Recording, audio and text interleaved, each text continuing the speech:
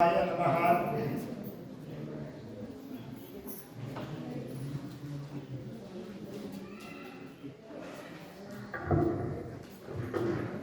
ಒಂದು 180ನೇ ಮಾಸಿಕ ಶಿವಾನುಭವ ಗೋಷ್ಠಿ ಹಾಗೂ ಶರಣ ಮಹಾದಾರ ಚೆನ್ನಯ್ಯನ ಸ್ಮರಣೋತ್ಸವದ ಕಾರ್ಯಕ್ರಮಕ್ಕೆ ನನಗೆ ಆಮಂತ್ರಣ ಸಿಕ್ಕಿತ್ತು ಪೂಜ್ಯರಿಂದ. ನಾನು ಸಾಹಿತ್ಯ ಅಲ್ಲ, ವಿಜ್ಞಾನದ ಪ್ರಾಧ್ಯಾಪಕ. ಪೂಜ್ಯ ಗುರುಗಳು ಅವರು ಪ್ರಜ್ಞಾನದ, ನಾನು ವಿಜ್ಞಾನದ ರಸಾಯನ, ಅವರು ಪ್ರಜ್ಞಾನದ ರಸಾಯನ. ಅವರು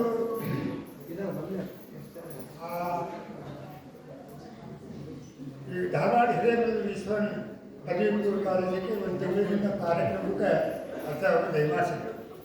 ನಾನು ಆ ಕಾರ್ಯಕ್ರಮಕ್ಕೆ ಹೋಗಿದ್ದೆ.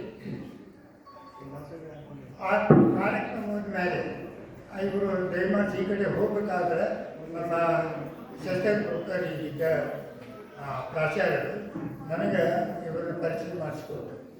ಇವರಪ್ಪ ಪ್ರಥಮ ಪ್ರಾಚಾರ್ಯರು ಓಹೋ ಬರೋಬಿಡ ಇವರಿಗೆ ಸ್ವಲ್ಪ ಅಂತೇಳಿ ಅಂದ ಕೂಡಲಿನ ಇವರು ಗುರುಗಳು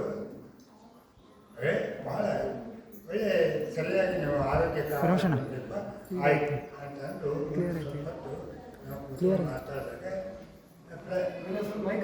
ವೈಯಕ್ತಿಕವಾಗಿ ನನ್ನ ಪ್ರಶ್ನೆ ಮಾಡ್ತಾರೆ, ನೀವು ಯಾವುದು ನಿಮ್ದು ಯಾವರು ಅಂತ ಹೇಳಿದ್ರು. ನಮ್ಮದು ಶಿಶುನಾಳ್, ಸಂತ ಶಿಶುನಾಳ್ ಸರಿಪುರದು ನನ್ನ ಪ್ರಶ್ನೆ. ಅವರು ಆಯಿತು. ಈಗ ಅವರು ಹೇಳಿದರು, ನಾನು ಶರೀಫ ರಸಾಯನ ಅನ್ನೋ ಒಂದು ಗ್ರಂಥವನ್ನು ರಚಿಸೀನಿ, ಅದನ್ನು ನಿಮ್ಮ ಕಡೆ ಅದನ್ನು ಇಲ್ಲಿ ನನ್ನ ಕಡೆ ಇಲ್ಲ ಕಾಪಿ, ನಾವು ಹೋದ್ಮೇಲೆ ನೀವು ಕಳಿಸ್ಕೊಡ್ತೀನಿ. ಆದರೆ ಬುದ್ಧಿ ಆಗಲಿ ಅಂತ ನಾನು ಏನು ಅವ್ರಿಗೆ ಸಹಜ ಹೇಳ್ಬೋದು ಅಂತ ನಾನು ಅಲಕ್ಷ್ಯ ಮಾಡಿಬಿಟ್ಟೆ. ಆದರೆ ಪೂಜ್ಯರು ಮರುದಿವಸನೇ ನನಗೆ ಪುಸ್ತಕ ಶರೀಫ ರಸಾಯನ ಗ್ರಂಥವನ್ನು ನಾವು ರಚಿಸಿದ್ದು ನನಗೆ ಬಂದ್ಬೋದು. ಶಿಸ್ತೂಕ ಭಾಷೆಯಿಂದ ಗುರುಗಳು ಕಳಿಸ್ಕೊಡ್ತಾರೆ. ಆಯಿತು, ನಾನು ವಿದ್ಯೆಯನ್ನು ತಪ್ಪಿಸ್ಬೇಕು. ಆಯಿತು, ನಾನು ಫೋನ್ ಮಾಡಿ ಅವರಿಗೆ ಬುದ್ಧಿ ನನಗೆ ನೀವು ಕಳಿಸಿದ್ದು ಅದು ಪುಸ್ತಕ ಸಿಕ್ತು, ಭಾಳ ನಮ್ಮ ನಮಗೆ ಆಶೀರ್ವಾದ ಮಾಡಲಿಕ್ಕೆ ನನಗೆ ಸಂತೋಷ ಇದೆ ಮತ್ತು ನಿಮಗೆ ಧನ್ಯವಾದಗಳನ್ನು ನಾನು ಹೇಳಬೇಕು, ಅಭಿನಂದನೆಗಳನ್ನು ಹೇಳಬೇಕು, ನನ್ನ ಥ್ಯಾಂಕ್ಸ್ ಹೇಳಬೇಕು. ಅವಳು ಏನಿಲ್ಲ, ನೀವು ನಿಮಗೆ ಯಾವುದಾದ್ರೂ ಒಂದು ಬರೆಯೋದನ್ನು ಆರೋಗ್ಯ ಧಾಮಕ್ಕೆ ಮತ್ತು ಸನ್ಮಾನದ್ದೇನು ಹೇಳಿಲ್ಲ, ನಮ್ಮ ಆದ್ರಪ್ಪ ಅಂತ ಹೇಳಿಲ್ಲ. ಈ ಇವತ್ತಿನ ಕಾರ್ಯಕ್ರಮದೊಳಗೆ ನನಗೆ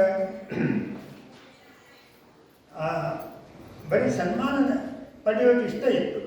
ಈ ಉಪನ್ಯಾಸ ಇಲ್ಲ. ಇವತ್ತಿನ ಉಪನ್ಯಾಸ ಭಾಳ ಉದ್ಭೋಗಕರು, ಎಲ್ಲರೂ ಭಾಳ ಪಂಡಿತರು, ಉದ್ದಾಮ ಪಂಡಿತರಿಂದ ನಾನು ಭಾಳ ಎಂಜಾಯ್ ಒಂದು ಸ್ವಲ್ಪ ನಮಗೆ ನೋಡಿ ಯಾರು ಒಂದು ಸ್ವಲ್ಪ ನೀರು ಗಂಟಲು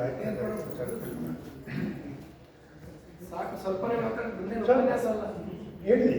ಅಲ್ಲ, ಈಗ ನಾನು ನಿಮ್ಮನ್ನ ಹಂಗೆ ಸನ್ಮಾನ ಸ್ವೀಕಾರ ಮಾಡ್ಕೊಂಡು ಹಂಗೆ ಹೋದ್ರೆ ಅದು ಒಂದು ನಮ್ಮ ಕರ್ತವ್ಯತೆಯನ್ನು ನಾನು ಪಾಲಿಸೋದಿಲ್ಲ, ಆಗಂಗೆ.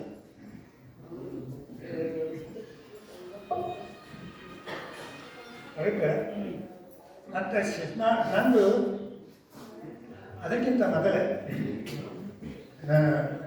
ನಾನು ತಯಾರು ಮಾಡ್ಕೊಂಡ್ಬಂದಿದ್ದೆ. ಯಾಕೆ ಸಂತ ಶಿಶುನಾಳ್ ಸರೀಫರದ್ದು ಇದ್ರ ಬಗ್ಗೆ ಈ ಪುಸ್ತಕವನ್ನು ಕಳಿಸಿದ್ದು, ಅದನ್ನು ಶರೀಫದ ಪದ್ಯಗಳ ಭಾವಾರ್ಥ, ಅವ್ರಿಗೆ ಏನು ಕಠಿಣ ಸಬ್ಜೆಕ್ಟ್ ಎಂದು ಅದನ್ನು ಒಂದು ಪುಸ್ತಕ ಇರ್ತದೆ. ಕೆಲವು ಮಹತ್ವದ ಪದ್ಯಗಳಿಗೆ ಸೆಲೆಕ್ಟ್ ಮಾಡಿಕೊಂಡು ನೆನಪು ಮಾಡಿಕೊಂಡಾರೆ. ಅದಕ್ಕಿಂತ ಮೊದಲೇ ಇವತ್ತು ಅಮಾವಾಸ್ಯೆ, ಎಳ್ಳು ಅಮಾವಾಸ್ಯೆ. ಆ ರೈತರಿಗೆ ಬಹಳ ಸಂತೋಷದ ಹಬ್ಬ ಎಳ್ಳು ಅಮಾವಾಸ್ಯೆ. ಮತ್ತು ಎಳ್ಳು ಆಮೇಲೆ ಇನ್ನೂ ಅನೇಕ ಈ ಧಾನ್ಯಗಳು, ಸಿರಿಧಾನ್ಯಗಳು ಆರೋಗ್ಯಕ್ಕೆ ಸರಿಯಾದ.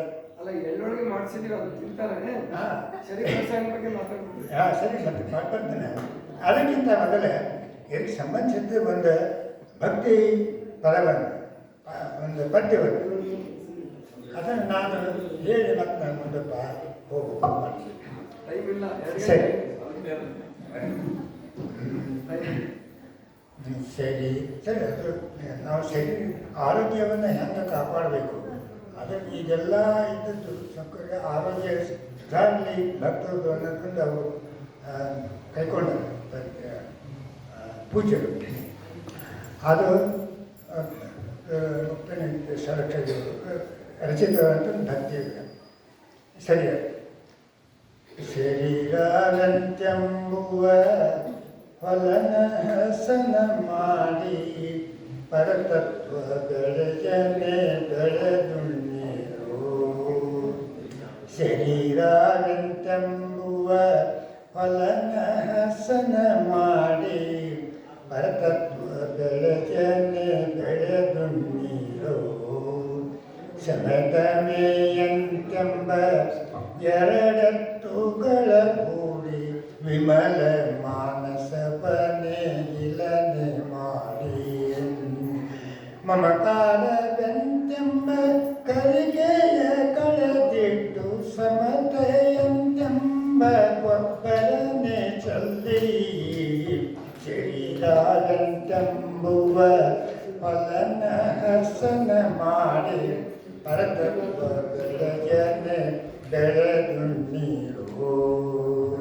ಗುರುವರನುಪದೇಶವೆಂಬ ಬೀಜವ ಬಿತ್ತಿ ಮೆರೆವ ಸಂಸ್ಕಾರ ವೃಷ್ಟಿಯ ಬಲದಿ. ಮೆರೆವ ಸಂಸ್ಕಾರ ವೃಷ್ಟಿಯ ಬಲದಿ. ಅರಿವೆಂಬ ಪೈರನೆ ಅರಿವೆಂಬ ಪೈರನೆ ಮುಸುಕಿದ್ದ ದಲಿತ ದುರ್ಗುಣವೆಂಬ ಕಳೆಯನೆ ಕಿತ್ತು. ಶರೀರವೆಂತೆಂಬುವ ಹೊಲನ ಹಸನ ಮಾಡಿ ಪರತತ್ವ ಬೆಳೆಯನೆ ಬೆಳೆದುಣ್ಣೀರು. ಸ್ಥಿರಮುಕ್ತಿಯಂತೆಂಬ ಧಾನ್ಯವ ಬೆಳೆದುಂಡು ದಂಡನೆ ದಣಿದು. ಸ್ಥಿರಮುಕ್ತಿಯಂತೆಂಬ ಧಾನ್ಯವ ಬೆಳೆದುಂಡು ಪರಮಾನಂದದೊಳು ದಂಡನೆ ದಣಿದು. ಗುರುಸಿದ್ಧನಡಿದಡಿ ಕೆರಗುತ್ತ ಭವವೆಂಬ ಬರಬನು ತಮ್ಮ ಸೀಮೆಗೆ ಕೊಡುಗಿ. ಸಿರಿಗಾರಂತೆಂಬುವ ಹೊಲನ ಹಸನ ಮಾಡಿ ಪರತತ್ವ ಬೆಳೆಯನೆ ಬೆಳೆದುಣ್ಣೀರು. ಓಂ ಚೈತನ್ಯಂ ಶಾಶ್ವತಂ ಶಾಂತಂ ವ್ಯೋಮಾತೀತಂ ನಿರಂಜನಂ ನಾದಬಿಂದು ಕಲಾತೀತಂ ತಸ್ಮೈ ಶ್ರೀ ಗುರುವೇ ನಮಃ. ಹಲವು ಮಾತೇನೋ ನೀನು ಒಲಿದು ಪಾದವನ್ನಿಟ್ಟ ನೆಲವೇ ಸುಕ್ಷೇತ್ರ ಜಲವೇ ಪಾವನ ತೀರ್ಥ ಸುಲಭ ಶ್ರೀ ಗುರುವೇ ಕೃಪೆಯಾಗು. ಇದಕ್ಕೆ ಹಲವು ಮಾಡಿ ಟೈಮ್ ಇದೆ. ಆಯ್ತು, ನಾನು ಶರೀಫರು ಶಿಶುನಾಳದ ಶರೀಫರು ಅವರು ಅಂಕಿತ ನಾಮ ಶಿಶುನಾಳಧೀಶ ಶಿಶುನಾಳಧೀಶ. ಒಂದು ಪ್ರತಿಯೊಂದು ಪದ್ಧತಿಯಿಂದ ಶಿಶುನಾಳಧೀಶ ಆಗ್ತದೆ. ಯಾರು ಶಿಶುನಾಳಧೀಶ ಯಾರು, ಶಿಶುನಾಳಧೀಶಿಗೆ ಮತ್ತು ಶರೀಫರಿಗೆ ಏನು ಸಂಬಂಧ, ಅದರ ಬಗ್ಗೆ ಒಂದು ವಿಶೇಷವಾದಂಥ ಒಂದು ವಿಷಯ ಅದ್ರ ಬಗ್ಗೆ ಕುರಿತು ಮಾತಾಡ್ತೇನೆ. ಟೈಮ್ ನನಗೆ ಇಲ್ಲೇ ವಾರ್ನಿಂಗ್ ಬರಾಕಿತ್ತು ಟೈಮ್. ಖರೆ ನಿಜವಾಗಿ ನಾನು ತಿಳ್ಕೊಂಡಿದ್ದು ನನಗೆ ಒಪ್ಪಂದ ಐತಿ ಉಪನ್ಯಾಸ ಮತ್ತು ಯಾರು ಇಲ್ಲ ಅಂತ ತಿಳ್ಕೊಂಡು ಇದನ್ನು ಹದಗಿ ರಾತ್ರಿ ಅದನ್ನು ಎಷ್ಟು ವಚನಗಳು ಇವು ಎಷ್ಟು ಪದ್ಯಗಳಿದ್ದಾವೆ ಅವಕ್ಕೆಲ್ಲದನ್ನು ನಾನು ಮಾಡ್ಕೊಂಡು ಬಂದಿದ್ದೆ.